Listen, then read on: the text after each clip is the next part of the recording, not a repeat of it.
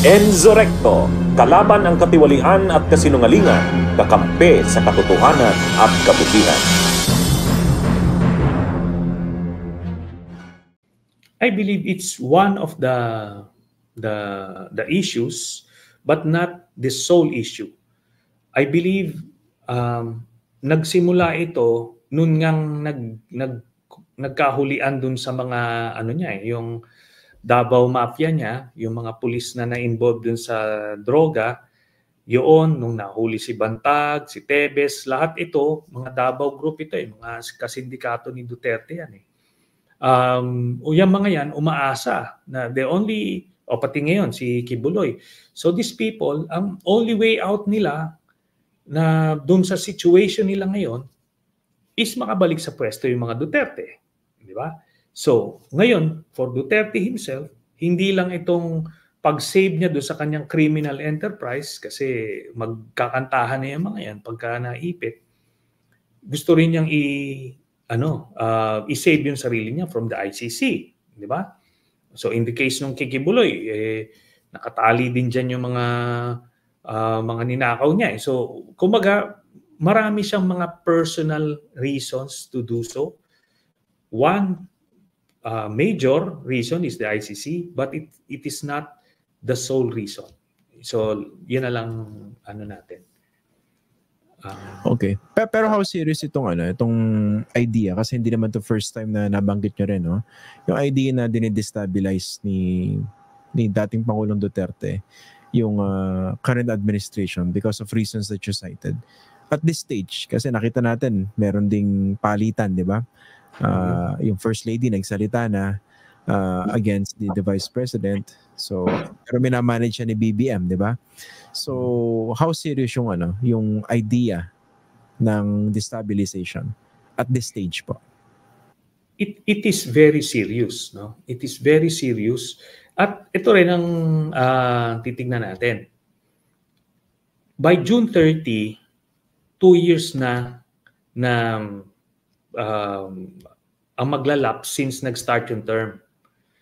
Ngayon, kung ano man ang mangyari, for whatever reason, at mawala sa pwesto si President Marcos, mag-a-assume si Sara Duterte after June 30. Ngayon, eligible na siya for re-election sa 2028. Okay? Eligible na siya sa re-election sa 2028 just like what happened nung EDSA 2, yung kay Gloria Arroyo. Hindi sila gumagalaw noon, nagpipigil sila noon ng paggalaw until nag-lapse yung 2 years. Tapos after nung 2 years ni ERAP, doon nila pinagalaw yung kanilang plot. Kaya nung eventually it led to the ouster of President ERAP, naupo ngayon si GMA, pwede na siyang tumakbo ng 2024. Ngayon, ganun din ang nitong Duterte camp. Okay? So, noong una, talagang sinusubukan nila for various reasons, kaso nag-fail. Ngayon, because of the proximity ng ICC warrant, as you mentioned, tapos, pwede na sila mag-all out kasi nga pag naupo si Sara, pwede na siyang mag-10-year presidency kung magtatagumpay sila. So yun ang basa nyo sa time frame kung meron man. It's not necessarily next year. Basta kailangan after 2 years, after June 30. Yes. And kumbaga, titignan kasi natin, ipo-profile natin yung mga Dutertes. Titignan natin, ano ba itong mga ito? Palagay nyo, okay lang sa kanila na ganito yung sitwasyon nila, yung wala sila sa poder, they're at the mercy of the political winds kung saan dadalhin. Hindi sila ganyan. They were never not in control sa kanilang fate.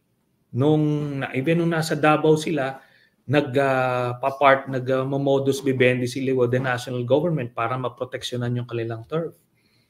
Pero ngayon, under siege sila, hindi nagpigil itong Marcos administration to run after yung mga kasindikato nila. Pangunahin na dyan si Kibuloy.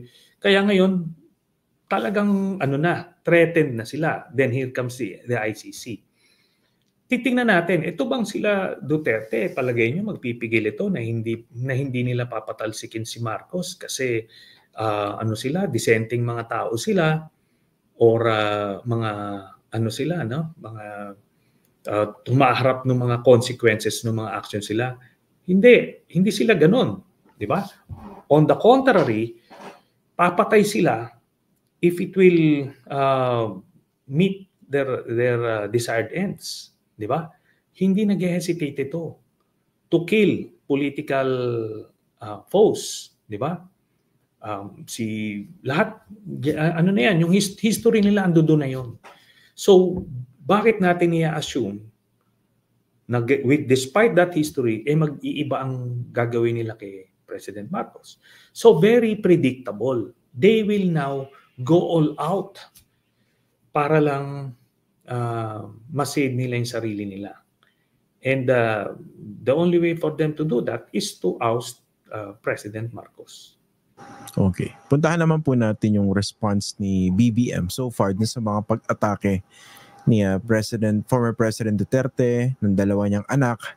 Tapos si Sara Duterte, miski hindi directly binabanatan si BBM, yung kanyang kilos naman parang says otherwise, 'di ba? Uma-attend po siya ng mga rally kung saan tinutuya o pinapabagsak si President Marcos. Bakit sa tingin niyo yung sagot ni President Marcos Parang sabi ng iba weak eh.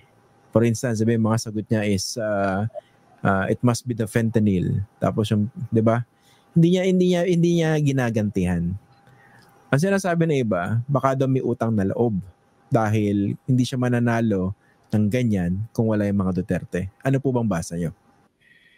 Palagay ko iba no. Pag tinitignan mo nga yung track record ni President Marcos before he became president, wala kang maririnig na sinabi niyang negative publicly against anyone.